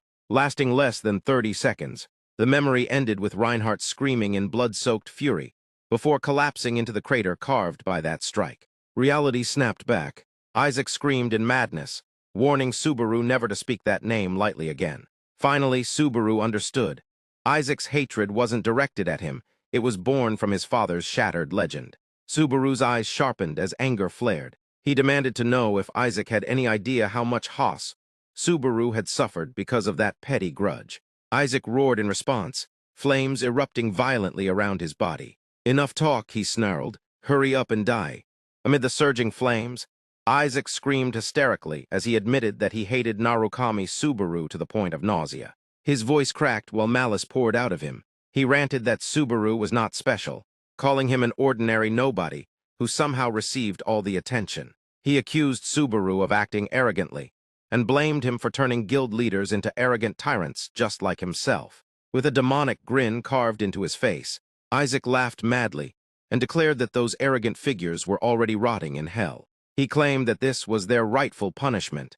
Raising his hand, he unleashed a massive fireball towards Subaru, declaring that obtaining the name Narukami Subaru had marked the end of his luck. The attack detonated violently, engulfing the forest in an explosion of flame and smoke. The heat distorted the air as the ground cracked beneath the blast. Isaac covered his face and released a mock sigh, feigning regret as he sarcastically complained about losing control of his power. He pretended to lament killing his friend in such a gruesome manner, though not a shred of sincerity existed in his expression. As he stared at his still-burning hand, his face hardened with resolve. Coldly, he decided that his next target would be the masked streamer. From within the inferno, a calm voice suddenly emerged. Isaac froze in place as the flames split apart before him. From the heart of the burning hell, Subaru stepped forward completely unharmed. He held a black mask in his hand while staring at Isaac with icy calm, silently presenting the object Isaac had just mentioned. Isaac's eyes widened in disbelief as his lips trembled. Panic overtook him when he realized Subaru had taken the fire attack head-on without suffering a single injury. Before he could react further, Subaru vanished from sight. In the next instant, a devastating punch slammed into Isaac's face. Subaru continued his assault without hesitation, striking Isaac's body with overwhelming force. Isaac groaned in agony as his body was crushed into the ground, the impact shaking the earth itself. Blood spilled from Isaac's mouth as he screamed, unable to comprehend how someone he once considered weak could inflict such catastrophic internal damage. Subaru stood over him calmly and presented a simple truth through his actions. He removed the mask from his face and revealed the identity Isaac could no longer deny. He made it clear that the figure standing before him could not be reduced to a single name.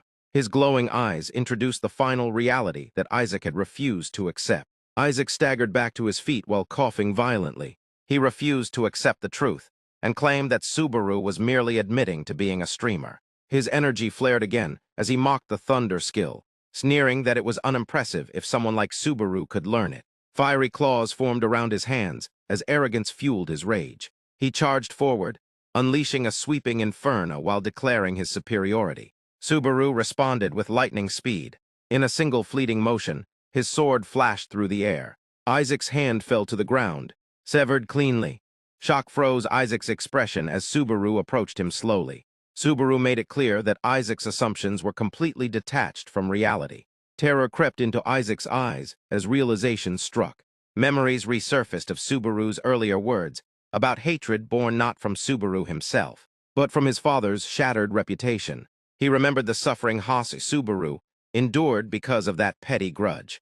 Subaru placed his sword against Isaac's neck, warning him through sheer presence never to mention his comrades lightly again. Isaac trembled with bulging eyes as the truth finally dawned on him. He attempted to speak the name he now understood. Subaru cut him off immediately, signaling that the confrontation had reached its end. With a swift and decisive motion, Subaru finished the fight. Blood sprayed as Isaac collapsed. Barely conscious, Subaru turned away without looking back, stating through action that he had already done Isaac more than enough favors, and that this outcome was repayment for borrowing his body. Subaru left the burning battlefield behind, Isaac's broken form lying motionless among the flames. As the chaos faded, the scene transitioned into a completely different atmosphere. Inside a quiet cafe, an employee watched Subaru from afar with unease. She wondered if he was simply an obsessed fan of Narukami Subaru, and quickly scolded herself for the thought, noting that he appeared to be streaming at that very moment. At the same time, Subaru reviewed his strategy as a streamer. He confirmed that hiding his real face was a massive advantage, preventing enemies from identifying him. Soon after, Hatsuko arrived late and apologized nervously. Her cheeks flushed red as she introduced herself as the manager in charge. Subaru introduced himself as Narukami Subaru and shook her hand. Hatsuko's enthusiasm immediately surged. She stared at his mask in astonishment, struck by how closely he resembled the fallen legend. A dangerous thought crossed her mind that Narukami Subaru might have returned, only to be followed by doubt that he could be a fraud. Subaru interrupted her thoughts by asking if something was wrong. Panicking, Hatsuko remembered her boss's warning about making a good first impression. She felt she had already failed and tensed up. The tension eased slightly when Subaru calmly asked if she was a fan of the old Narukami Subaru. She responded instantly with overwhelming passion. Subaru smiled beneath his mask and gently explained that he was not that person, while also noting that she looked younger than him. Hatsuka surprised him by declaring that she was his fan as well. She excitedly explained that she had followed his stream from the very beginning and had been his first viewer. She recalled his battle with the bat, passing Greg's trial and choosing the lightning path. Subaru froze as the precision of her memories stunned him. He smiled quietly, recalling his ignorant beginnings and feeling grateful that someone had believed in him during that time. Hatsuka clenched her fist and declared it destiny. That belief drove her to beg the company to assign her as his manager. Regaining her professionalism, she presented the contract and summarized its clauses regarding advertisements, clips, and brand value. Subaru asked what was required of him in return. Hatsuka explained that he only needed to continue streaming as he was. Subaru felt astonished as she explained that mastering the lightning skill made him invaluable and that the entire company regarded him highly. While reading the contract, Subaru asked for her opinion on the conditions. Hatsuka misunderstood the question and panicked. Doubting her own competence, Subaru stopped her and studied her closely. Sensing the aura surrounding her, he silently questioned whether it was normal for a manager to possess power of that level. In that moment, Subaru realized a critical truth. As his allies grew stronger, so too would his future enemies. There was no time to slow down. Hatsuka internally screamed, while desperately trying to maintain a professional image. That composure shattered when Subaru suddenly stood and extended his hand. She jumped in shock and stuttered uncontrollably. Subaru smiled politely and asked her to take care of him moving forward. Instead of professionalism, Hatsuka grabbed his hand with tears in her eyes. Overwhelmed with emotion, she cried out enthusiastically that she should be the one asking him that instead. Later, Subaru begins the live stream, and the system interface immediately appears to signal the broadcast start. Within moments, the viewer count rapidly climbs, reaching over 700 people almost instantly. The chat fills with messages welcoming Narukami and questioning the identity behind the mask. Subaru notices the unusually high number of viewers from the very beginning and quickly understands that this surge is the result of Hatsuka's prior advertising and pre-promotion efforts. Without hesitation, he steadies his phone and formally announces the start of the 6th stage, known as the Legend. As the broadcast continues, the scene transitions into a dark and rain-soaked night within a forest camp. Heavy rain pounds against tents, and stacked weapons scattered across the muddy ground. Inside the main tent, several armored knights gather around a planning table. At the center of the discussion, Commander Pellis raises the question of the Savior's whereabouts. Doubt soon spreads among the knights, as one of them openly struggles to trust someone who is not a knight. The knight reflects on how unreasonable it seems that a sudden outsider could defeat the giant leader alone. His skepticism deepens as he suggests that Pellis may have been misled, questioning whether the defeated monster was truly the leader or merely a lesser being.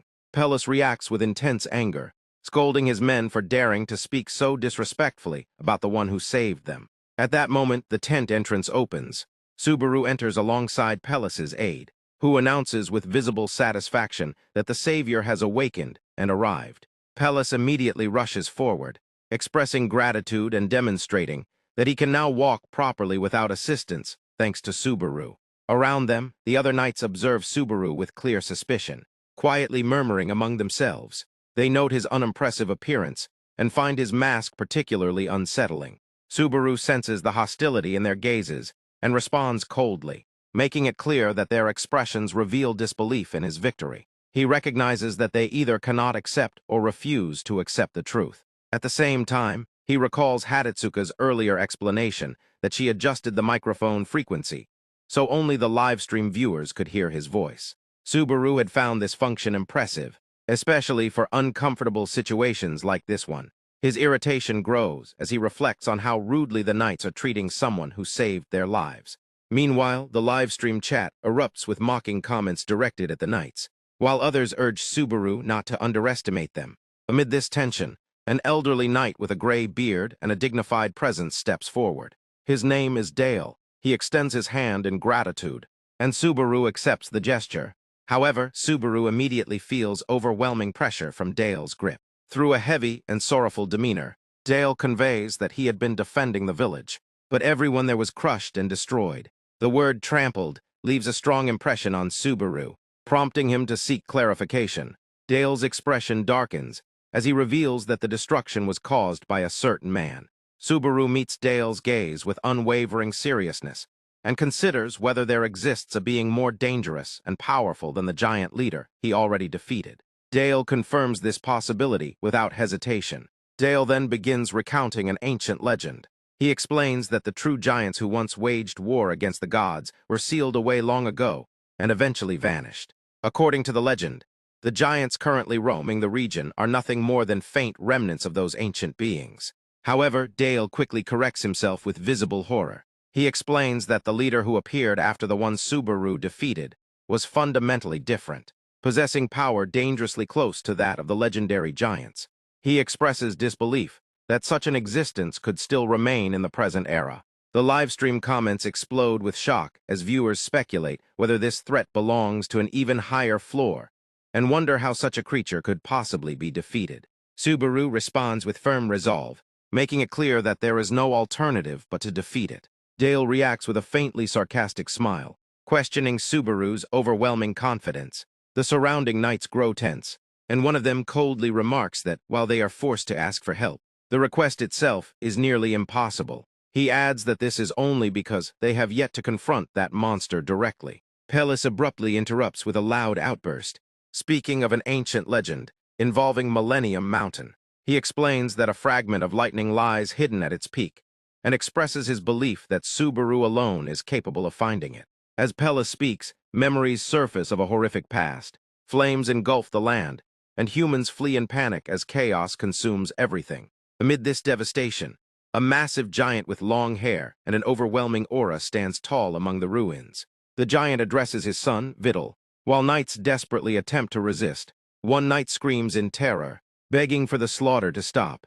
Without mercy, the giant seizes a knight in his massive hand and crushes him completely. With chilling indifference, the giant declares his intention to send his son Vidal to rest amid rivers of human blood. From far away, high above the scene, Subaru watches as his golden eye begins to glow. The livestream chat reacts in disbelief at the monster's sheer size, questioning whether it is truly a real giant. Back in the present, Subaru mounts his horse and charges forward through the violent storm. The rain lashes down as he realizes that this trial is not symbolic or forgiving.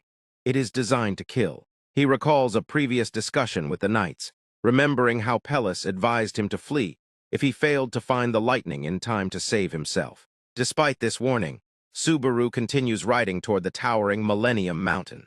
He reflects on the grim truth that the giants will arrive in 3 days, and that the lightning's power is absolutely essential. He understands that it may be the only means of survival. As he rides, a system window appears before him, asking if he wishes to retry. Subaru decisively refuses, declaring with confidence that there is no test within this tower that he cannot overcome. Almost immediately, he realizes that he has unknowingly used a famous phrase from the past. The livestream chat catches it at once, pointing out that they have heard those words before and teasing him for his confidence. Viewer quests flood in, including one from Safe Origin offering 3,000 credits. Subaru feels relieved, believing that his mistake did not fully expose him. Gripping the reins tightly, he pushes his horse forward, forcing his way through the storm and unforgiving terrain. At last, he reaches the base of Millennium Mountain. After dismounting, he carefully studies the rocky surface and confirms that the lightning fragment must be hidden here. He places his hand against the cold stone wall, silently contemplating the mountain's overwhelming scale. His thoughts drift back to his earlier conversation with Pellis, who explained that the lightning fragment exists only in legend. No one knows its true nature, whether it is a power, an artifact, or even a living being. Subaru had once questioned how such a thing could be obtained, only to receive a frustrating answer. All that is known is the mountain's location, and the inherited legend passed down through generations. One certainty remained, however. The one who wielded the lightning in the past was the same person who exterminated the giants. The scene shifts to Hadatsuka's home. She leaps with excitement as she celebrates the finalization of a contract. On the phone, her boss laughs with satisfaction, praising her growth and reliability. Hadatsuka dances around the office, overwhelmed with joy as she wonders whether she is truly being acknowledged. Her manager mentions wanting to discuss an upcoming meeting with Hawkeye, but Hadatsuka ends the call quickly. Returning to her room, she collapses onto her bed and decides to reward herself by watching the live stream after a long day of hard work. Holding her phone with sparkling eyes, she admires the difference between watching a stream on a screen and witnessing events live, calling it the ultimate otaku experience. On the screen, Subaru appears, declaring his belief that no test in the tower is beyond him. Hadatsuka's eyes widen in shock as her smile slowly fades. She suddenly realizes that the phrase Subaru used is a famous line from over 20 years ago. Doubt and unease begin to creep into her thoughts. Back at the mountain, Subaru slams his fist into the rock wall with tremendous force. The livestream chat questions whether he has lost his sanity or reached desperation. Subaru continues striking the mountain relentlessly, challenging it head-on and refusing to back down. With every blow, fragments of stone scatter as energy flares around his fist. At last, a massive crack forms, and the rock wall shatters apart. As the dust settles, Subaru smiles with clear satisfaction, knowing he has finally found what he was searching for.